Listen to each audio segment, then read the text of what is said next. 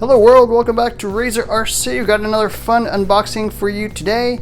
We are looking at the Axial SCX10 III ready to run version. So this is the Jeep Wrangler Rubicon JLU version, 110 scale electric 4-wheel drive RTR. I think it includes everything except the battery. We'll take a look, but this just got released today. I think today is the actual first day you can pick this up. Quick look at the box. I have not opened this up yet. Comes in two colors, silver and an orange. I picked up the silver. I already have a red TRX4, so figured no reason to pick that up. Another look at the box. SCX10 III Jeep Wrangler, made in Taiwan, so not China. Very interesting. Let's pop open the seal since we got this side open. Still got the factory seals on it. Not sure why. There's like 4 seals on this thing.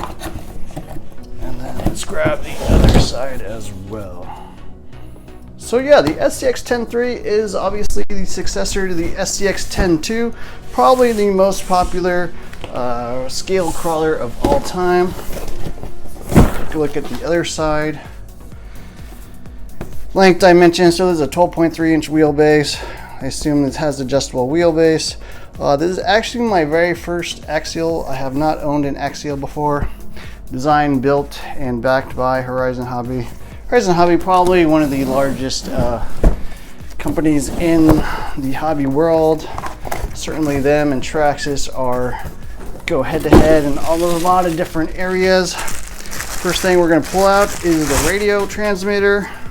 So this is a brand new Spectrum DX3, probably the best RTR radio on the market today. So this is my first time grabbing one of these. I'm quite familiar with the Spectrum line, including the DX2E, the STX2, the DX5C. And yeah, this is kind of like their new RTR radio. It looks really, really good. It's got their smart system, tells you kind of battery level, steering, neutral, steering, throttle, neutral, and reverse. A little throttle limiter, which is pretty nice. Power LED, throttle trim, steering trim, of course. Something really nice is their brake rate. So this, I believe, is the brake endpoint adjustment. Steering rate, so steering dual rate. Little bind button, which is cool. And then up, down, I assume, for channel 3. Thumb controller as well. Pretty cool. So you can record and drive at the same time. And then 4 double A's naturally. So yeah, really nice RTR radio. Hopefully these come in all their vehicles and replaces the STX2. Right now, I think it's just their more expensive vehicles that come with that radio. So moving on, it's we're gonna have to slide this guy out. There we go. Back of the box, in case you're interested, shows you kind of their rear end. Very nice looking scale body. Comes with a combo ESC receiver. Not a big fan of that. Brushed radio, the S614 servo, 200 inches of torque, which is nice. And then there's a look at their vehicle. They got the portal axles, of course. That's one of the main things they did.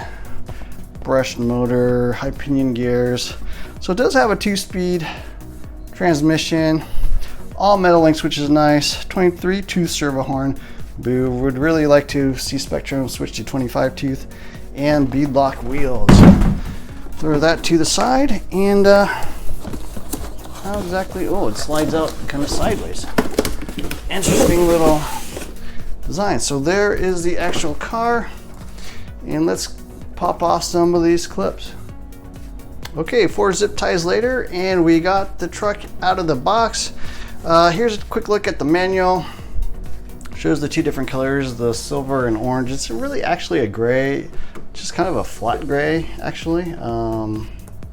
Not silver at all, but yeah, nice to see they include the manual. A few different languages, so not a ton of information, much thicker than you would expect, but it looks like English, German, French, and Italian. That's kind of the traditional Horizon languages. Not sure why they don't have Spanish or something else, but anyways, that works. Tells you about the radio and ESC and some basic information on how to take off the body, install the battery. Not a full blown manual like how to assemble the kit, but I'm sure you could download that online. Little bag of extra parts. Looks like a different helmet, baseball cap for the driver. Comes stock with a cowboy hat.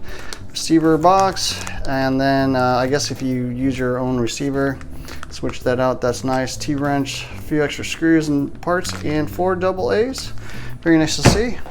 4 body pins underneath the vehicle, 2 in the front, 2 in the back. Allow you to remove the body, and here's the actual vehicle.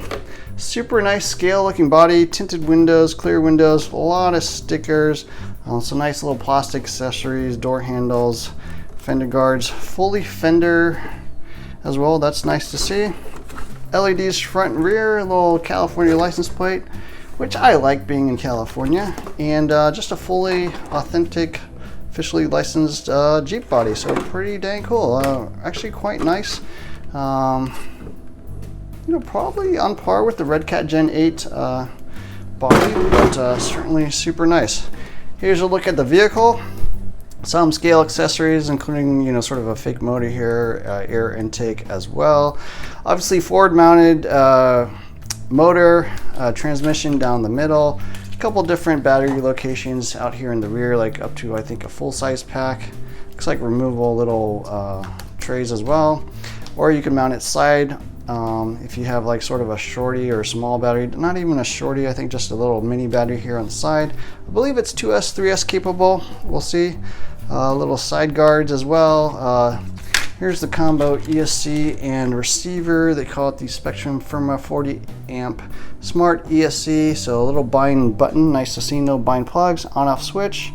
Looks like a little mini capacitor or something there. Looks like it would be a fan, but it's not. And then, oh, it's pretty cool to see you can actually plug in 2 different things. So I guess these are probably the lights and the servo.